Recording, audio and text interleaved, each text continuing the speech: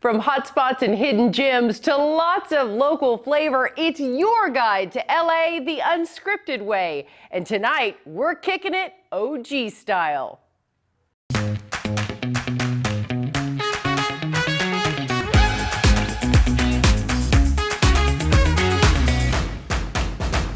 Hello everyone and welcome to LA Unscripted. I'm Dana Devin, and tonight we're taking you back in time with SoCal's OGs.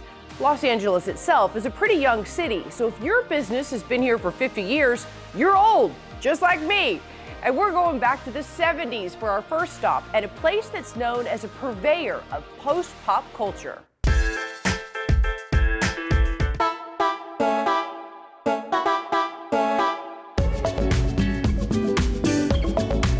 I would call this a cornucopia of pop culture, a supermarket of visual and retro gift items. This is what I like to think of as the ultimate gift store.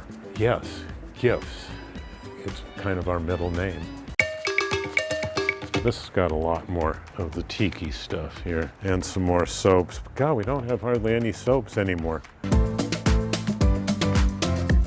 We founded Soap Plant, my mother and I, in 1971 in June. Wacko and La Luz de Jesus were later creations that came along in the 80s when we were on Melrose Avenue. This is the original sign from Melrose Avenue that was put up in, I believe, 1984 when it was right next to the soap plant.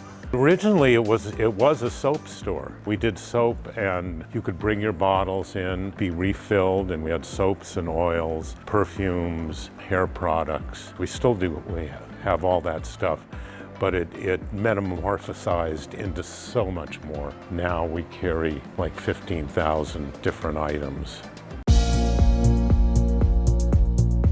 We have been here in Los Feliz for 26 or 27 years, half the store's lifetime. Books is probably the biggest category. Comic book related art. This is Mexicana and outsider art. I started going to Mexico in 1974. People will spend hours here. I mean, it can literally be entertainment. Happen to call it the second happiest place on earth. We sell a heck of a lot of socks. Novelty socks. The retail space is approximately 4,000 feet. That's counting the gallery. The gallery, one of the longest running galleries in Los Angeles at this point, over 38 years, I believe, established quite a pattern of discovering young artists that have gone on to be very influential. I actually used to come into this building when it was a post office, when I was quite young. I'm from Echo Park, born and raised in Los Angeles. I'm proud of it. It's what I've pretty much spent my life doing and creating. It's more than just a store. It's a concept and what I do, my life, basically. That place is insane. I love it. Well, it was 1927 when this next spot first came to be, and today you can still grab a ball and roll a strike, or if you're like me, just roll around in the gutter, where I belong.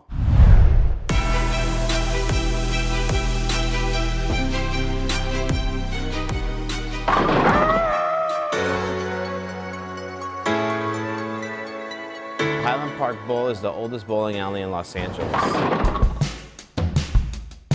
And this was like one of the true first speakeasies. During Prohibition, you'd go upstairs, there were doctor's offices, and you get your prescription, you come downstairs, go to the pharmacy, and you fulfill your prescription, you get your booze. It had that kind of like 60s, 70s drop ceiling vibe. We peeled all the layers back. We decided to expose all the pin setters. The original pin setters were no longer functional, but we repurposed them. We took them and we made a lot of chandeliers out of them. We made the back bar from it. So we wanted to create this kind of a steampunk affair. You can see the mechanisms as the pins are dropped, and and all that stuff is usually hidden between a box. But here we kind of exposed it. And then we also opened up the back wall and we found that beautiful mural back there. So it was actually painted by these two brothers, the Anderson brothers, in the early 20s. The upstairs of the doctor's office, they were as if they were untouched for 40 years. We literally walked in and we saw a calendar that said 1972 on it. We found old candy and machines from the 50s up there. It was a total time warp. I found bowling shoes from the 60s. We actually found somebody placed a huge liquor order in like the early 70s, and it was never used. We found cases of old booze upstairs. So the place was an incredible time warp. People don't build stuff like this anymore. We try to modernize it to a point where it's practical in today's life, but there's nothing like the aesthetics of something from the past, and so that we feel really strongly about that. There's been so many film productions shot here. We've had Love, Shameless, Lucifer. There was a huge installation that they did, activation with Hunters, where they basically closed off the whole block for a week and turned into New York City in the 70s. Do you kind of line your thumb up? I have a weird thing. I'm very smooth. I like literally roll it on the ground. Okay, I'm gonna try and roll it more than throw it. So we have an incredible cocktail program. We have this amazing Neapolitan pizza program. We make our own dough. We have some of the best gluten-free dough in Los Angeles, and it's very authentic and very, very proud of our pizza. I think it's delicious. We have live music that plays here. We have burlesque dancers on Fridays nights. So this is a great place to spend, you know, just a night at the bar or a special event, birthday parties. There's a lot to do here. For me, as an owner, I love to come to a place and see people having a good time. It makes me happy that it feels like we've did something right. I'm gonna show you how it's done. Okay, right? okay, I'm gonna watch. You okay? ready? Yeah. All right, here we go. Okay. Oh, wait, it's still going. No! I didn't really trip the owner, I swear. Now let's take it back to 1919 for our next hotspot, and yes, it is still one of the biggest celebrity go-tos in town. I'm talking about none other than Musso and Franks.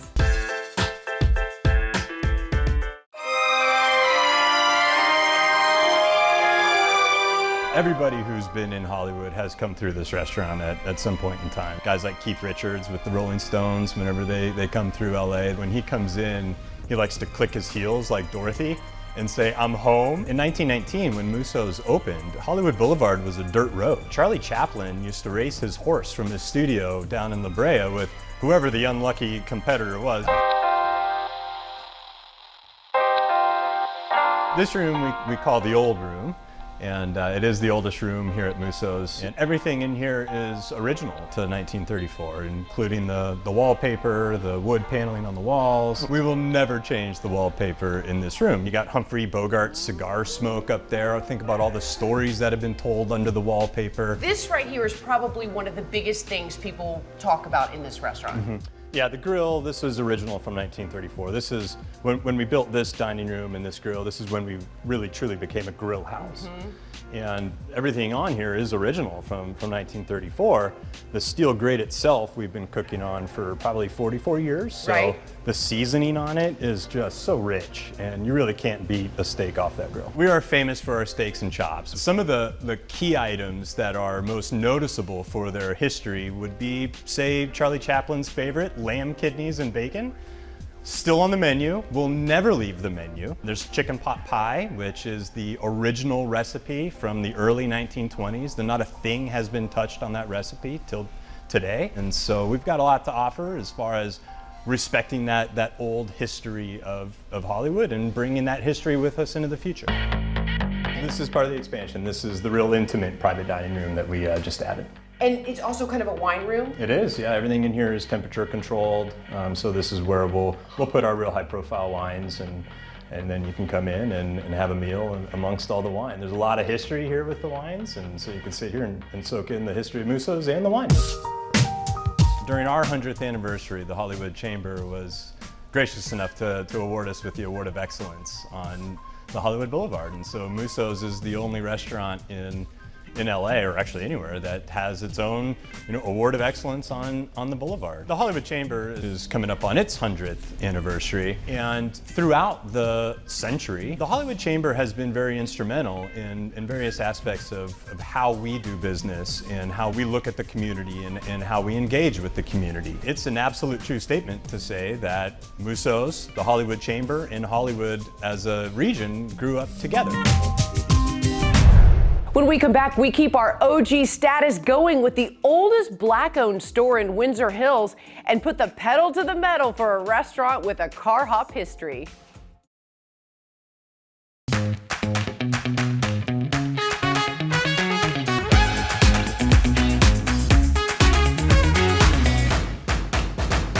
Welcome back to LA Unscripted's OG Special, and here's one thing that's really hard to find, a clothing store that's been around for over 50 years. Jasmine Simpkins did it though, with a little elegance.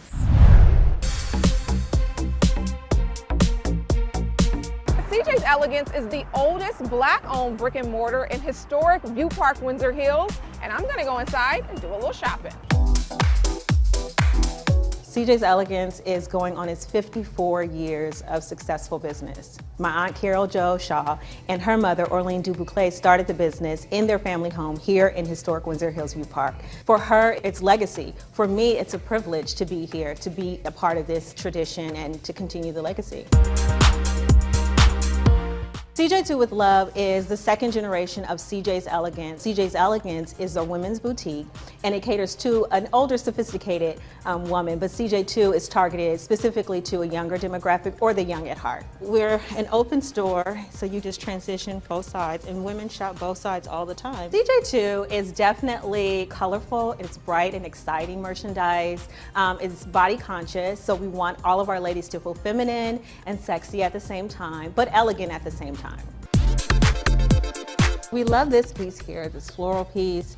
It's bohemian, it's flowy. I love it. Yeah, it's romantic too at the same time. So you can pop it on with a great little white sneaker or even a fun boot too. And then over here we have some great two-piece sets that I think would look fabulous on you. The shorts with the snakeskin print. Love it. And then of course we have to try this delicious, decadent chocolate dress with all of this beautiful ruching.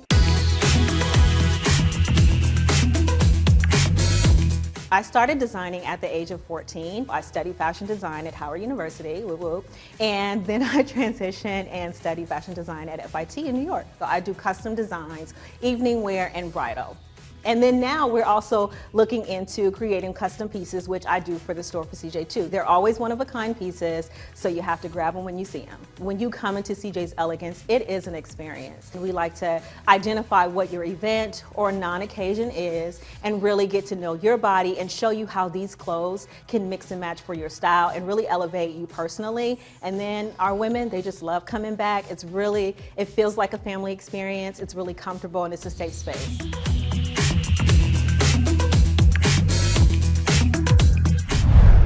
Thank you, Jasmine. And it's Olivia de Bortoli's turn to earn a little OG status, and she did it in her car. Let's hop on over to Pasadena, where they've been serving burgers since the 40s.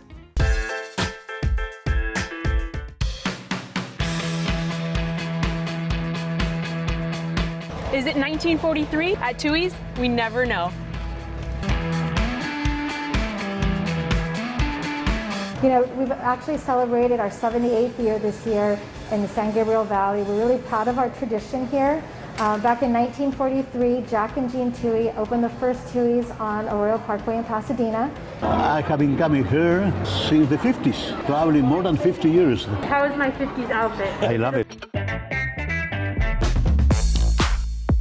Obviously have changed because of COVID. Tell me a little bit about the changes you guys made here. We had to become creative and inventive with how we were offering our food and our product to our diners. So one of the concepts was, of course, our car hop, which we're known for. You call up, you can order your food in advance. We have designated parking spots that you can pull into, and then we bring your food out on a classic car hop tray. I love that. You don't have to have like a classic car to do this, right? No, you don't. You can have any car. And then what we've also created is a Tui Spotify playlist, which is basically music from the 60s and 70s, even early as the 50s. So you can go ahead and have that whole experience.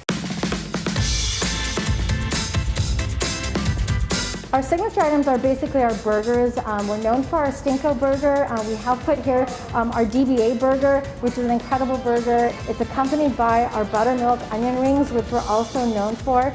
Those were about 30 cents back in 1943. An order of those. Man, I would order like 1 million of them. We have in the middle, we have our Korabuta pork chop, bone-in pork chop with our mashed potatoes. and carrots. We also have our barbecue chicken salad here. We are offering lots of fresh alternatives and very healthy alternatives.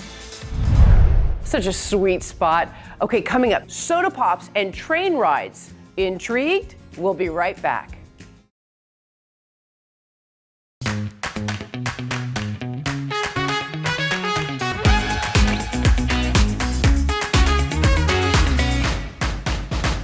Welcome back to LA Unscripted's OG special as we travel back in time to show you the amazing places still thriving today. One of the most beautiful train stations in the country is right here in downtown Los Angeles, and it's been serving hundreds of thousands of travelers since 1939.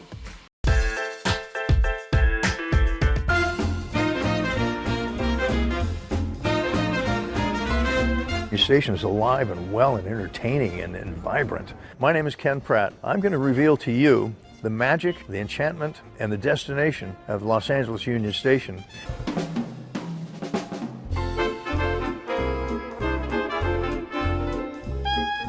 Union Station is a multimodal, the largest multimodal facility west of the Mississippi. The station opened in May 3 of 1939.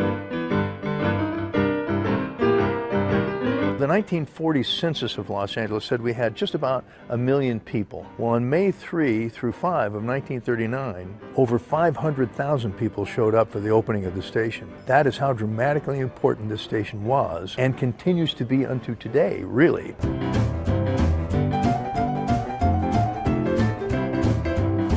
I am an Angelino. I grew up 6 miles from City Hall. There was only one little paved street, and people were on horseback where I lived. My dad was the youngest police officer in LA in the 1940s. I have great recollections of seeing Dad here, taking the trains down to Orange County where we had relatives. And at that time, it was a steam locomotive. It was the last years of the steam locomotive. So the station is on the National Historic Registry. It is a significant contributor to the history of downtown LA, but also the West Coast. How do you take a property that is now 80 plus years old and make it relevant and functional and attractive to the public?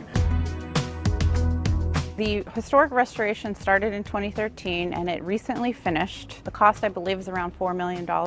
So this is the East Portal, which is the newest part of the station, and that mural right there is called City of Dreams, River of History, painted by Richard Wyatt, and it represents the area's earliest settlers and contemporary residents. Keeping the original historic fabric is key importance for us. We have to balance operating in the current moment, planning for the future, but also paying homage to the past. We believe that the ceilings and a lot of the tiles and the other accoutrements throughout the station all pay ode to the West and specifically California.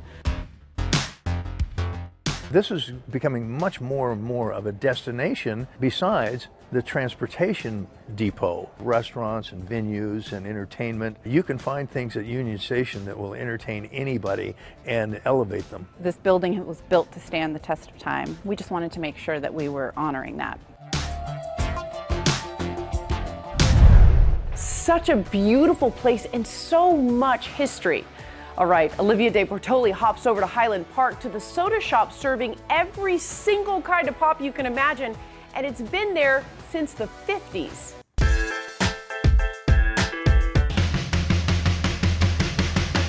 What's something that's fabulously 50s but we rarely see anymore? Soda pop shops. Well, there's one right here in Highland Park, and I'm gonna try every single flavor. My father moved the business up here in 1955. About 20 years ago, all of the distribution channels for the little markets were bought up by the chain stores. They closed them down, and when they reopened them, the prices were like $10, $15 a case more expensive. And there was no way that a little store could compete. I sat there and I said, well, we're gonna have to make a change.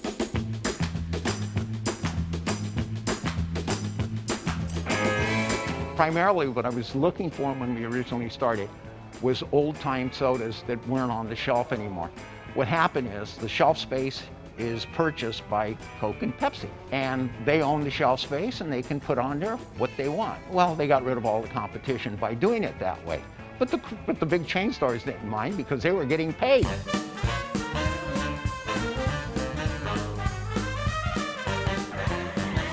Should we try some sodas? Sure.